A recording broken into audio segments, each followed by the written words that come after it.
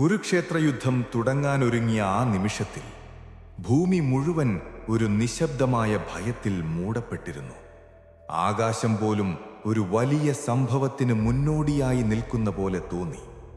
രണ്ട് വശങ്ങളിൽ രണ്ട് സൈന്യങ്ങൾ. പക്ഷേ ആ യുദ്ധത്തിന്റെ നടുവിൽ ഒരു മനുഷ്യന്റെ കഥ മാത്രം വ്യത്യസ്തമായിരുന്നു.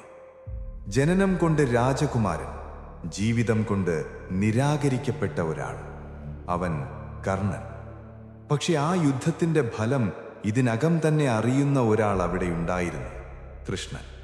അവൻ അറിയാമായിരുന്നു ആരാണ് ജീവിക്കാൻ പോകുന്നത്, ആരാണ് വീഴാൻ പോകുന്നത്.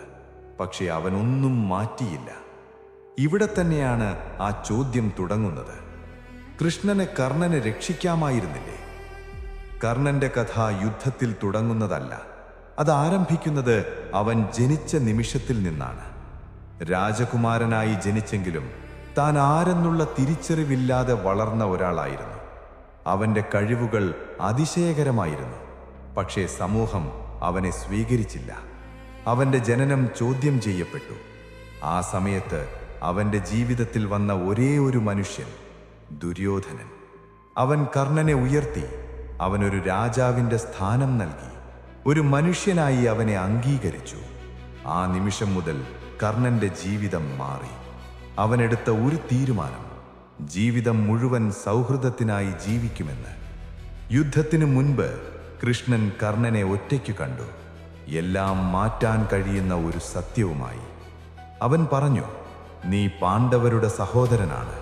ആ നിമിഷം കർണനൊരു അവസരം ലഭിച്ചു, ജീവിതം മുഴുവൻ മാറ്റാനുള്ള അവസരം. കൃഷ്ണൻ വീണ്ടും പറഞ്ഞു, നീ ഞങ്ങളോടൊപ്പം ചേരുക, നീ രാജാവാകും. അതൊരു ഓഫർ മാത്രമല്ലായിരുന്നു, അതവന്റെ വിധിയെ മാറ്റാനുള്ള അവസരമായിരുന്നു. അവന്റെ മുന്നിൽ രണ്ടു വഴികൾ തെളിഞ്ഞു. പക്ഷേ കർണൻ അത് നിരസിച്ചു. കാരണം അവൻ ഒരാളെ വിട്ടുപോകാൻ തയ്യാറായിരുന്നില്ല. അവനെ അംഗീകരിച്ച ഒരാളെ, ദുര്യോധനനെ. യുദ്ധം തുടങ്ങി. കർണൻ തന്റെ മുഴുവൻ ശക്തിയുമായി പോരാടി.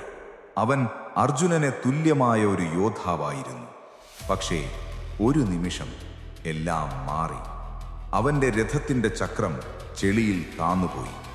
കർണൻ യുദ്ധം നിർത്തി. രഥചക്രം ഉയർത്താൻ ശ്രമിച്ചു. യഥാർത്ഥ യുദ്ധ നിയമങ്ങൾ പ്രകാരം അവനെ ആക്രമിക്കരുതായിരുന്നു. പക്ഷേ ആ നിമിഷത്തിൽ കൃഷ്ണൻ ഒരു തീരുമാനമെടുത്തു. ഇപ്പോഴാണ് സമയം, ആക്രമിക്കൂ. കൃഷ്ണൻ പറയുന്നത് കേട്ട് അർജുനൻ കർണന്റെ നേർക്ക് അമ്പെയ്തു. ആ അമ്പ് കർണന്റെ ജീവിതം അവസാനിപ്പിച്ചു. ഇവിടെ തന്നെയാണ് ആ ചോദ്യം വീണ്ടും ഉയരുന്നത്. കൃഷ്ണന് കർണനെ രക്ഷിക്കാമായിരുന്നില്ലേ? അതെ, കൃഷ്ണൻ അത് ചെയ്യാനാകുമായിരുന്നു. പക്ഷേ കൃഷ്ണൻ ഒരു മനുഷ്യനെ രക്ഷിക്കാൻ വന്നവനല്ലായിരുന്നു, ഒരു ധർമ്മം നിലനിർത്താൻ വന്നവനായിരുന്നു. കർണന് അവസരം ലഭിച്ചിരുന്നു.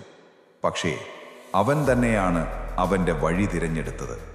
അവന്റെ തീരുമാനങ്ങൾ തന്നെയാണ് അവന്റെ വിധിയായി മാറിയതും. ചിലപ്പോൾ പരാജയം നമ്മുടെ ശത്രുക്കളെ കൊണ്ടല്ല, നമ്മുടെ സ്വന്തം തീരുമാനങ്ങൾ കൊണ്ടും സംഭവിക്കാം.